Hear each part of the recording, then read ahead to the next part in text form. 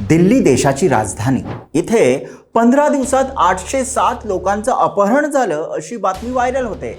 आई वडील घाबरतात, सोशल मीडियावर भीती पसरते. पण लगेचच प्रश्न उभा राहतो, ही बातमी खरी आहे का, की राणी मुखर्जीच्या मर्दानी 3 साठी रचलेला PR स्टंट आहे?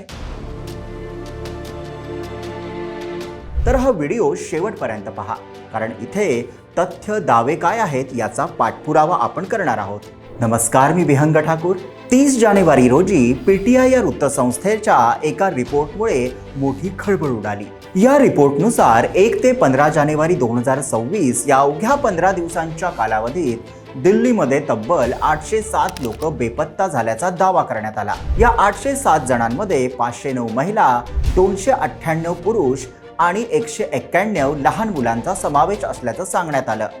याचा अर्थ असा होता की दररोज सरासरी 54 लोक दिल्लीमधून गायब होत होते. इतक्या मोठ्या संख्येने लोक बेपत्ता होत असल्याची बातमी समोर येताच सोशल मीडियावर प्रचंड खळबळ उडाली. पालकांमध्ये भीतीचं वातावरण पसरलं. अनेकांनी आपल्या मुलांच्या सुरक्षिततेबाबत चिंता व्यक्त केली. काही वेळातच ही बातमी देशभरात वेगाने पसरली आणि दिल्ली सुरक्षित आहे का हा प्रश्न पुन्हा एकदा चर्चेत आला. दिल्ली पोलिसांनी मात्र हा दावा फेटाळला. जॉईंट कमिशनर संजय त्यागी म्हणाले, बेपत्ता प्रकरणांमध्ये कोणतीही असामान्य वाढ नाही. उलट मागील वर्षाच्या तुलनेत जानेवारी 2026 मध्ये घट झाली आहे. म्हणजे एकीकडे 807 अपहरणांचा दावा आणि दुसरीकडे पोलीस म्हणतात वाढच नाही. पण मग प्रश्न तोच, खरी संख्या नेमकी किती? याच काळात राणी मुखर्जीची नवी फिल्म मर्दानी 3 प्रेक्षकांसमोर आली. या सिनेमाचा मुख्य विषय आहे मुलांचं अपहरण, चाइल्ड ट्रॅफिकिंग सारखे गंभीर गुन्हे आणि अशा गुन्ह्यांमागे असलेल्या मोठ्या टोळीचा पर्दाफाश. इथपर्यंत सगळं ठीक होतं.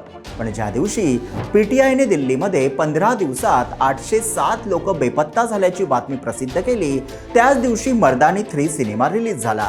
हा योगायोग पाहून सोशल मीडियावर संशय व्यक्त केला जाऊ लागला. लोक म्हणू लागले, भीतीचं वातावरण मुद्दाम तयार केलं जात आहे का?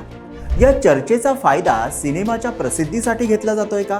याच संशयातून दिल्लीतील अपहरण प्रकरण आणि मर्दानी 3 यांचं कनेक्शन सोशल मीडियावर जोडलं जाऊ लागलं. दरवर्षी दिल्लीमध्ये लोक बेपत्ता होतात, पण इतकी मोठी चर्चा कधी झाली नाही. मग अचानक एवढा गदारोळ का?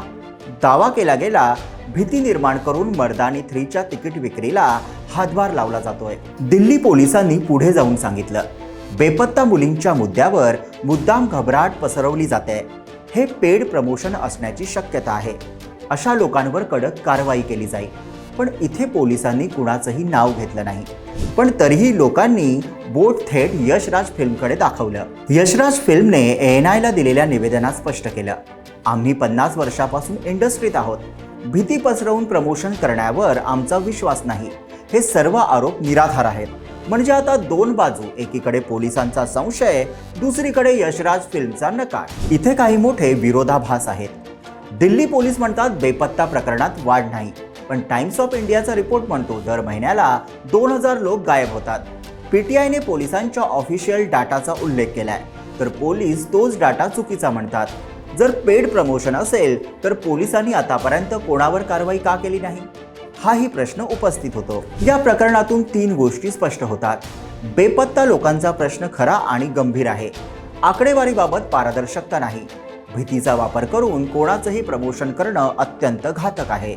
मर्दानी 3चा PR असो वा नसो, पण बेपत्ता मुलं आणि महिलांचा मुद्दा फक्त सिनेमासाठी वापरणं हा गुन्हाच आहे. तुमचं मत काय? हा योगायोग आहे की नियोजनबद्ध PR?